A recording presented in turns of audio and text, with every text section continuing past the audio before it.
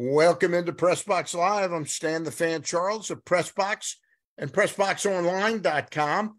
And joining me tonight is the Director Emeritus of the Babe Ruth Museum, Michael Gibbons. He's also a friend of mine, and he's also a member of the committee, the nominating committee for the State of Maryland Athletic Hall of Fame. They've got their big event coming up November 9th. We'll get to Mike Gibbons in just a moment. First, I have to ask you a question. What company has the expertise and technology to make your home substantially more energy efficient, comfortable, and even virus-free? Well, that's AJ Michaels, Heating and Air Conditioning in Baltimore and Annapolis at ajmichaels.com. And now is the time, and it's legal in the state of Maryland. You can wager on sports legally. And the place that I recommend you use is Superbook Sports. Superbook is the most trusted name in Vegas, and now you can use promo code StanCharles23 to score up to $250 with their first bet bonus. Win or lose, they will match your first bet up to $250 with promo code StanCharles23. All one word, no spaces. Visit superbook.com for terms and conditions. Gambling problem? Call 1-800-GAMBLER. Joining me now is my good friend, Michael Gibbons. Mike, how are you, my friend? I'm doing great. Just enjoying. This is my favorite time of the year because you've got the baseball still going on. Yep. You got football is doing its thing, and the weather. You know what? If the weather that we had today was indicative of the weather for the year in Maryland, I might consider living here. But he said that 3 months removed from June and July. Oh, my goodness. Anyway, why did we stay here? Michael, you and I are going to talk at length about the Maryland Athletic Hall of Fame and the banquet coming up on November 9th, because tickets are still available. And I talked to our executive director. They're at a special price until October 26th. And then after that, they go back to a normal price. But we'll talk about that in a minute. I want to talk to you about, you've got an exhibit down there, and I don't want to mislead people, but if you're feeling nostalgic or interested in some really fascinating stuff about Brooks Robinson, they've got it at the Babe Ruth Museum. The passing of Brooks Robinson. Michael, what did he mean to you, and what do you think he meant to the community? And then we'll talk about the exhibit. Well, I go all the way back. I'm old enough. I was at the very first home opening game of the Orioles in 1954. Brooks came up in 55, and then back and forth for a little bit. But it was apparent almost immediately that, from my eyes as a 10-year-old or whatever, that what that man was doing at third base, I had never seen before and have never seen since, except Manny Machado from an Orioles perspective. He did some of that. But Brooks did it day after day after day. And because of my job, having worked at the Babe Ruth Museum for 42 years, my first interview that I ever did as we started to build an audio archives at the museum was with Brooks Robinson. And I didn't know him, but I got in touch with him through Bob Brown, the Orioles PR director. And Brooks met me at a downtown Baltimore hotel lobby. And I went in with my brand new tape recorder to interview him and put the cassette in the recorder and realized I didn't buy batteries. So I had, so there I was, the rookie, but he was most gracious. He waited for me to go buy batteries. I've heard so many stories. I've heard so many stories like that. That metaphor lasted. Yeah, I mean, there really are. But to me, the culmination of my time with Brooks, we did the Brooks Robinson statue project with Henry Rosenberg, right? That unveiled in 2011, and we we were the not-for-profit that pushed that thing through. And what a great tribute to Brooks, because everybody that comes into Baltimore from the South, they see that statue, and then during the holiday season, the big orange scarf gets wrapped around his neck and stuff, and it's really good. But I got to know Brooks so very well just from that project alone. So he was a great guy, the greatest Oriole. There's no question about it. And he stands for everything good about Baltimore sports. Yeah, I couldn't have said it better myself. I know it's a short window. I always get people look at me like I have four heads. The best third base I ever saw for 6 or 8 weeks was Todd Cruz in 1983. He made plays that were so athletic, but of course, his career, and what he accomplished in Major League Baseball, the late Todd Cruz can't hold a candle to Brooks Robinson, the player or the person. But just those 6 or 8 weeks when they plugged him in 1983, I thought he was absolutely unbelievable. Helped to bring us our last world championship. And, we got to get back and do that again. But, so we, as the Orioles, the Babe Ruth Museum serves as the Orioles official museum.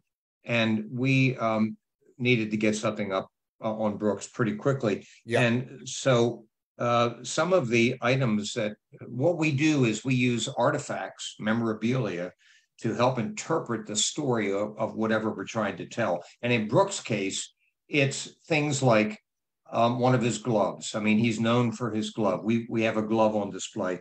We have a couple of historic jerseys of his on display. We have his first contract with the Orioles. Yeah. I'm not going to tell you what the contract says, but it's 1955.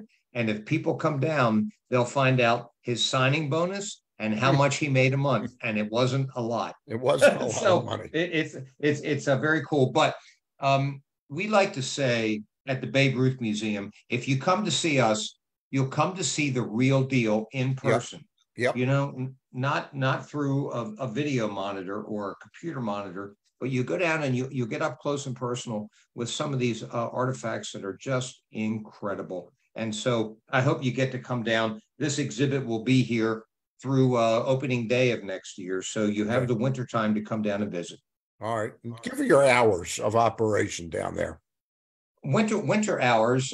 We're closed on Mondays, but we are open 10 to 4 Tuesday through Sunday. So come down, pay us a visit. And if you want to, you can get in touch with me and I'll give you a personal tour. All right. That sounds good.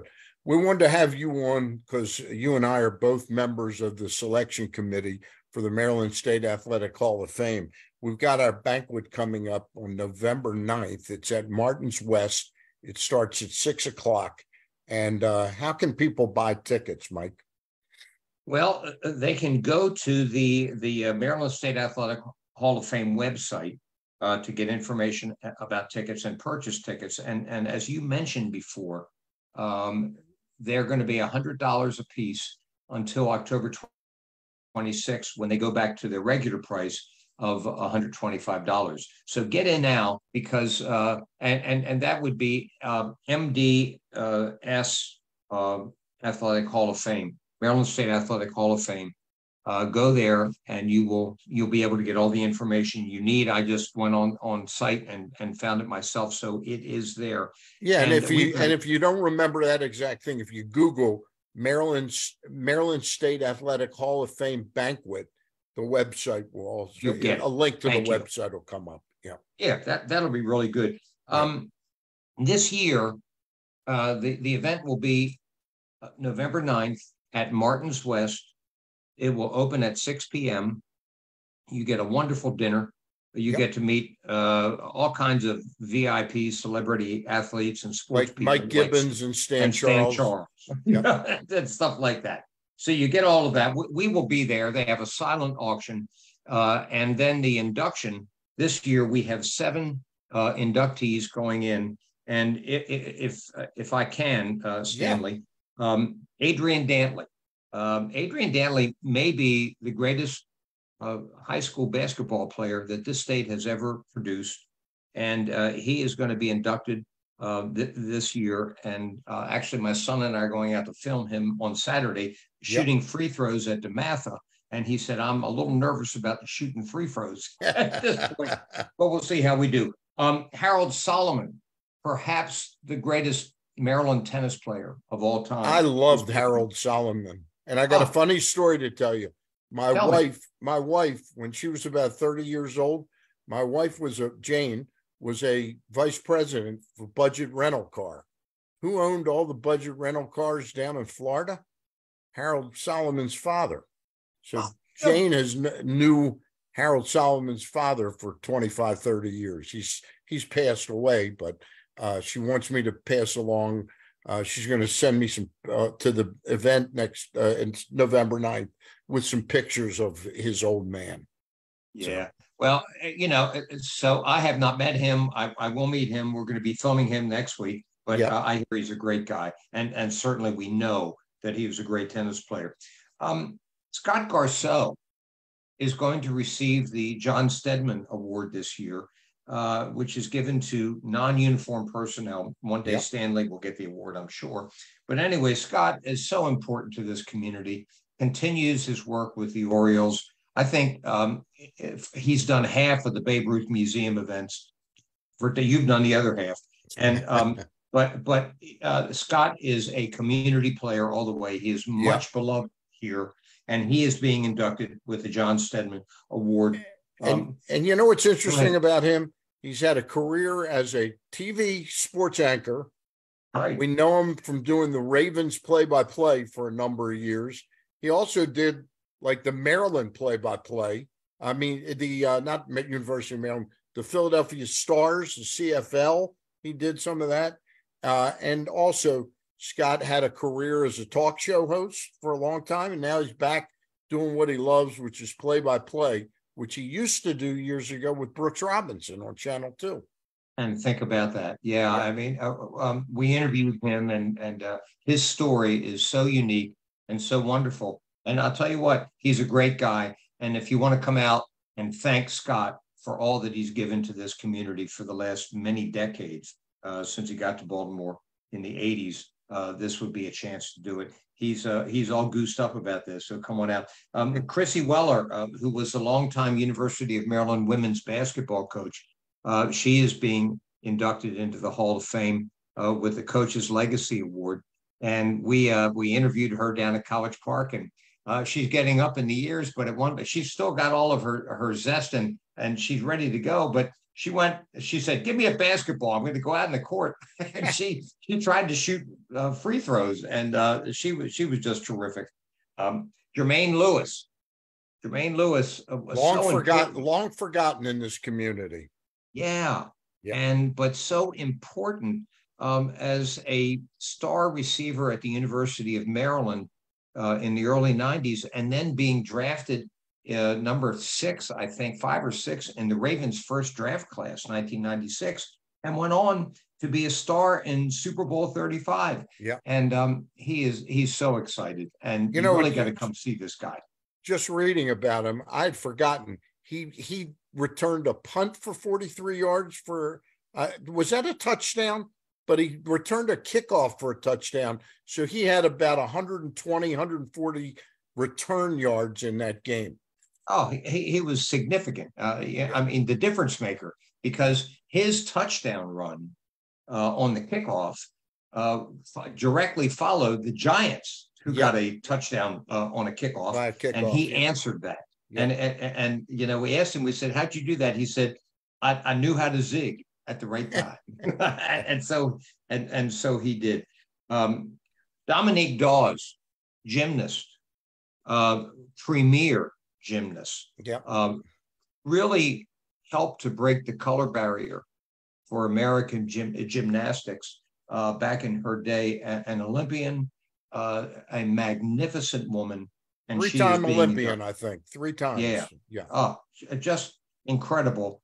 And so Dominique will be with us that night. And then the 7th athlete is a horse, and that is Northern Dancer, a Canadian bred racehorse. One of my favorite horses. Won the Derby Won the Derby and the Preakness in and the 1964. Yep. Yep. And just all kind of honors and accolades. But the horse ended up moving from Canada to Maryland after the racing career, and sired a championship line that extends to this day. So anyway, Northern Dancer is going into the Hall of Fame. Not the first horse, by the way, that has gone in, but certainly an important part of our sports history. So all those things are happening. Stan and I will be there on November 9th at Martin's West, 6 p.m. You can go to the Maryland State Athletic Hall of Fame website to get information about tickets, but get them now and save yourself $25. It's a great night, and we all enjoy it. It really is a great night. It'll be out at Martin's West. Again, it's 6 to 7. There's kind of a meet and greet happy hour, cocktails and hand out food, celery sticks and broccoli and all that good stuff before you sit down to a terrific dinner by the people out there at Martin's West. And we're so excited about this class. And we're so excited when we get a chance to hobnob with all the folks that support us, Yeah, absolutely. The Hall of Fame, this is, by the way, I think it's their 62nd anniversary. So the Hall of Fame was established back in the 1950s. And really, we're a small state. But if you think of the sports history that we have here and the athletes that we have produced, people like Babe Ruth or Cal Ripken or Michael Phelps, it's pretty astounding. It is astounding. Yeah. And so come out and help us celebrate the history of our state sports legacy. And again, if you Google Maryland State Athletic Hall of Fame banquet, a link will come up, a storyline will come up, and you can click on it, and you'll be on the Maryland State Athletic Hall of Fame website. Yeah, right? Get your tickets. Come on out and be with us. We're going to give you a good show, and there'll be a lot of celebrities out there to welcome in this new induction class. That's for sure. All right, and we applaud the great work that our director has done over the years, Steve Doherty, who took over for, help me out again. I'm Bernie Walter. Bernie Walter found Steve and said, Steve's the right guy to take this to the next level. And Steve's done a terrific job. Yeah, he really has. I mean, I'll tell you, you and I serve on multiple boards, but the enthusiasm and the energy that Steve Doherty brings to this board of directors is pretty remarkable, because we're an unruly class. I mean, he doesn't, to my understanding, he doesn't make a cent for doing it. He brings great leadership, and he's willing to listen to people too. Because sometimes you get somebody like that's the head of a board, they think they know everything and everybody else should just follow like soldiers. He really tries to involve us, and I've really enjoyed serving on this board for the last 6 or 7 years. Yeah, me too. I mean, it's been a thrill, and we're just trying to take it to the next level and make sure that this line of inductees continues for years and years and years to come. But we need your support. We need to put a good crowd in Martin's that night to cheer on these incredible athletes, plus Northern Dancer, of course. We've got to have that. Yeah. Mike, real quick before we get out of here, tell me a little bit about how the museum's doing and what else is going on there right now, aside from Brooks Robinson. I know you've gotten into the small event business too, like we have at PressBox. Sometimes you got to find other revenue streams to support yourself. I just hosted an event you had, and then bumped into I was at the Essen room yesterday in Pikesville, and a classmate of Boogie Wine, I was with Boogie Wineglass, and a classmate of him from the Talmudical Academy. Boogie was originally a TA student. Wow. And this guy came up and says, I was with you as we were classmates at the Talmudical Academy. And then he looks at me and he goes, you did a great job. And I go, I did a great job. What? He goes, hosting that thing with Bordick. It was terrific. So tell us a little bit about the events that you're doing. Multimore, that's for sure. Well, yeah, we do a lot of events. We do virtual interviews. But listen, thank you for asking. This year we're celebrating the 50th anniversary of the opening of the Babe Ruth Museum. 50 years. That's astounding. Yeah. And Brooks Robinson, by the way, was on the committee that helped to save the building, renovate the building, and open it as the Babe Ruth Shrine back in 1974. Why does that not surprise me that he was course involved? Yeah. So we're going to be doing a lot of events with the 50th anniversary, which, by the way, will be celebrated on July 19th next year. That's the actual 50th anniversary date when we opened back in 1974. So we're going to do that.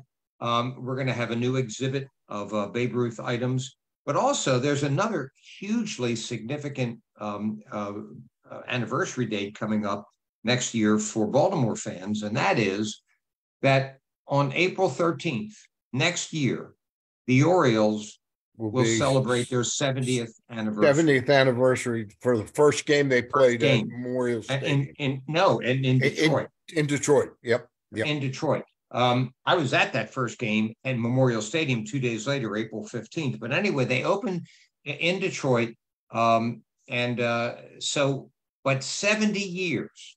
So we're going to do an exhibit on the 70 years of Orioles baseball. We're going to have a poll run in the Baltimore Sun where fans will vote on the top 70 players of all time in Orioles baseball. That's history. Great. That's great. So we're going to do that. And we're going to have incredible memorabilia.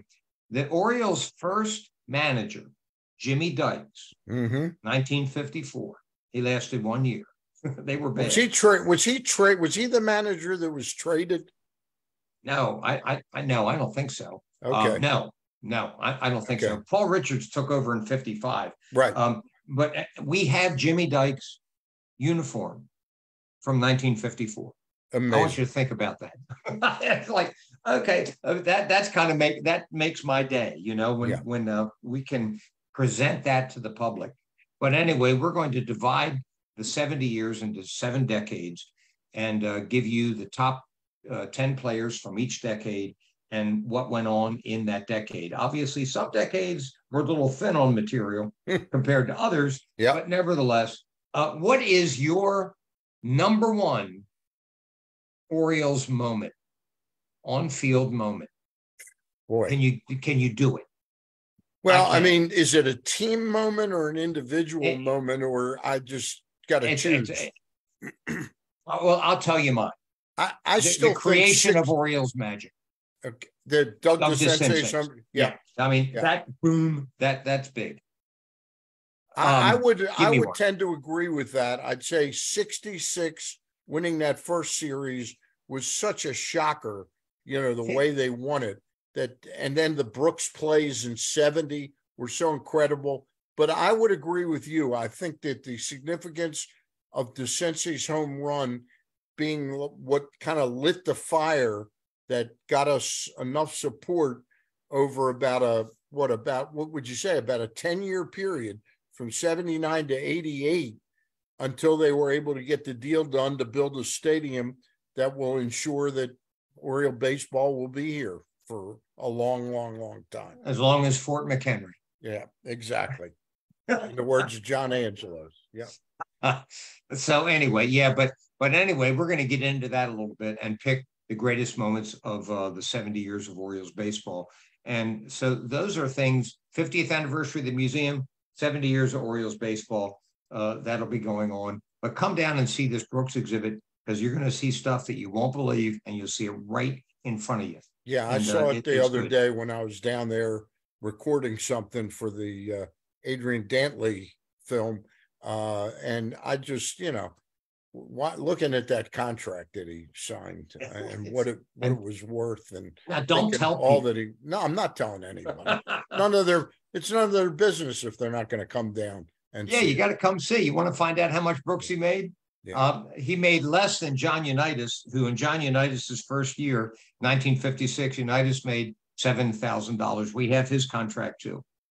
Unbelievable. Yeah, Unbelievable. it's good. Mike, let me just say a word for my sponsor and we'll finish up with a couple other points. All right. And that sponsor is the Costas Inn. Any time of the year is a great time for crab cakes, crab soup, or steamed crabs, Maryland style steamed crabs. They get most of their crabs from Texas and Louisiana, but they steam them up as only the Marylanders love those steamed crabs at the Costas Inn, located 4100 North Point Boulevard. And the Orioles are going to be 70 years. They're celebrating, I think, their 53rd year at the same location, the Costas Inn. It's one of my favorite places. They've always supported everything I've done in the media. So I'm asking for your support for the Costas Inn. All right. Michael, any other events coming up that the museum is doing? Oh, let me just try and think here. We're going to start a virtual speaker series that's going to, in conjunction with the 50th anniversary.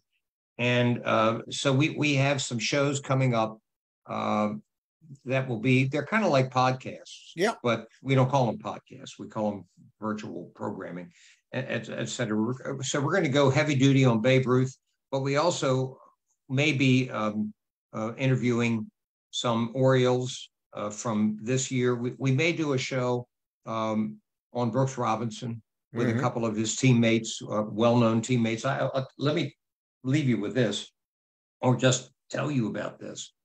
So I don't know if you saw the Brooks Robinson Memorial at the ballpark. Yeah, I was there. Yeah. Okay, me too. And Jim Palmer notes at that time, I think, that he said that he remembers that anytime a fan would come up to Jim with a baseball and say, "Mr. Palmer, would you sign this baseball?" Jim would turn and looked at Brooks Robinson and said, "Why is it that every time a fan gives me a baseball to sign, your name is already on there?" Which it's true. That's and great. Palmer is so gracious to say something like that. Right. So we'll be doing more things with Brooksy. And again, we look forward to next opening day. We have our block party. 600 people show up, and it's going to be great. That's great. I just wanted to point out that suggestion I made to you. What's the continuing? You do a series where you'll invite celebrities like me or Peter Schmuck, Mark Viviano to do, what's it called? How about that? How about that? So I was suggesting, in light of Brooks's passing and how much he's beloved in this territory, to ask 10 or 12 people like us, again, to just do a Brooks moment. How about that? Yeah, and we're on it because it's a great idea, and we will do that. But I got to know an old Hall of Fame sportscaster named Mel Allen. And Mel Allen used to do a weekly show called This Week in Baseball, maybe on NBC show. or whatever. Yeah. But every piece that he did, he would finish by saying, "How about that?" And of course, I talk to the young people who work with me, and they have no idea who Mel Allen is. Yeah. But they all liked it. How about that? So when Stanley comes down and does a sports story, he'll say, "This is Stan Charles at the Babe Ruth Museum with another edition of How About That?" Yeah. So go onto YouTube and check out How About That, because there's a lot of really good stuff out there with local people telling their sports stories. All right. Michael Gibbons, always a pleasure to see you, and I'll look forward to seeing you again on the 9th at Martin's West over there on Security Boulevard, off of Security Boulevard, Martin's West. Again, it's the Maryland State Athletic Hall of Fame. If you type it in up top here on Google, you click on it, you'll be on our website. You'll get a link to our website. All right. And you can buy your tickets, again, $100 before October 26th, $125 afterwards. Okay. It's well worth it. A good evening of entertainment. Thank you, Stanley. All right, my friend. And we Take thank care. our friends at AJ Michaels Heating and Air Conditioning. Also, our friends at Superbook Sports, and of course, the Costas Inn. For Mike Gibbons, I'm Stan the Fan Charles. I'll see you Monday with another show with Luke Jackson and Ross Grimsley. We'll talk soon. Bye.